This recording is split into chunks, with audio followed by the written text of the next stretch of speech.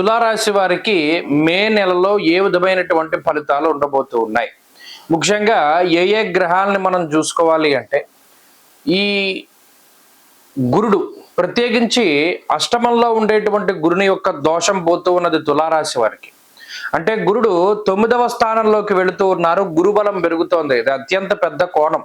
1, 5, 9 త్రికోణ స్థానాలు, లక్ష్మీ స్థానం త్రికోణం చ అన్నారు. నవమంలోకి ఎప్పుడైతే గురుడు వెళుతూ ఉన్నారో ఆ కోణస్థానం అది లక్ష్మీప్రదంగా తులారాశి వారికి ఉంటుంది. ఇంకో విషయం ఏంటి అంటే రాహు యొక్క మార్పు.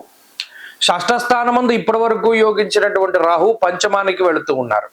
సరే, ఇది పెద్ద దోషము కాదు, అలాని పెద్ద ఇబ్బంది కాదు, కానీ మరి రాహు యొక్క అనుకూలత కొంచెం తగ్గింది కాబట్టి ఈ విషయాన్ని మనం దృష్టిలో పెట్టుకోవాలి. ఇది వ్యతిరేకత కాదు, కానీ అనుకూలించే గ్రహం కొంత వ్యతిరేకంగా ఉన్నది.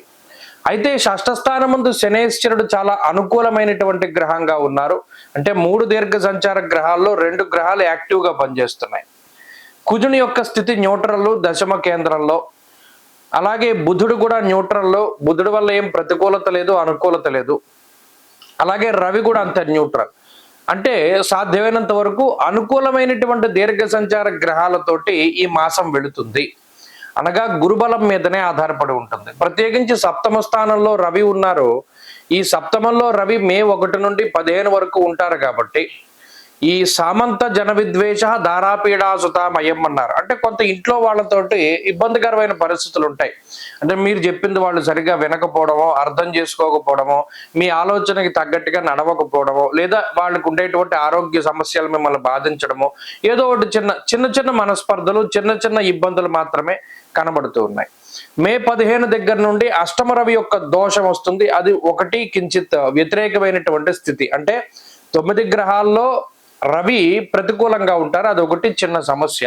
అయితే దానివల్ల ఏం జరగదు, ప్రత్యేకించి ప్రయాణాలు ఎక్కువగా చేస్తూ ఉండడం, గమనం వ్యధ, అవి అనవసరమైనటువంటి ప్రయాణాలుగా ఉండడం, వాటి వల్ల శరీరం అలసిపోతూ ఉండడం, శారీరక శ్రమ, అలసట, నీరసము, నిస్సత్వ ఎక్కువగా ఉంటాయి రవి అష్టమంలో ఉన్నప్పుడు.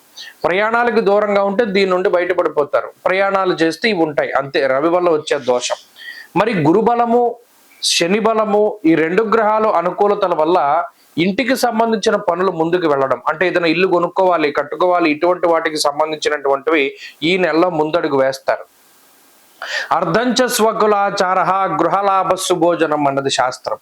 అనగా కుల ఆచారాలను పాటించడం, మన కులాచారాలు ఏవైతే ఉన్నాయో వాటిని చక్కగా పరిపూర్ణంగా ముందుకు తీసుకెళ్తూ ఉండడం. అలాగే ధనధాన్యాది వృద్ధించ బంధు సంతోషవర్ధనం అన్నారు.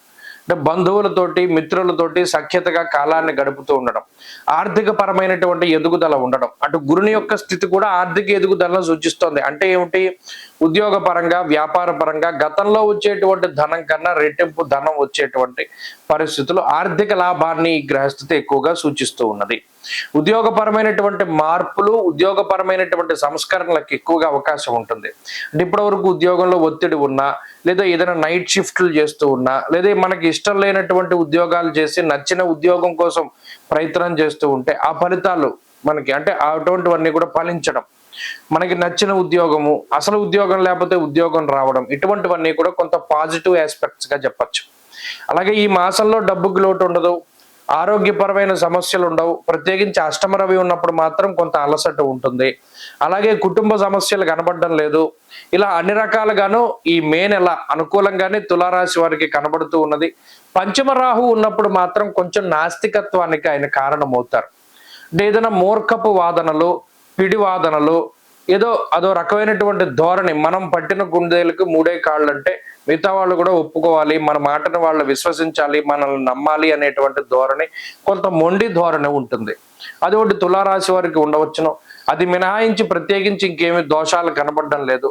ఈ మే నెలలో మరింత అనుకూలమైనటువంటి ఫలితాలు సాధించడానికై ఎక్కువగా విఘ్నేశ్వరుని యొక్క ఆరాధన చేస్తూ ఉండడం, బుధవారం నాడు గణపతి ఆలయాన్ని సందర్శనం చేసి బెల్లం కానీ, పంచదార కానీ, చెరకును కానీ దానం చేయడం ద్వారా కూడా ఈ మాసంలో మరింత మంచి ఫలితాలని పొందగలుగుతారు.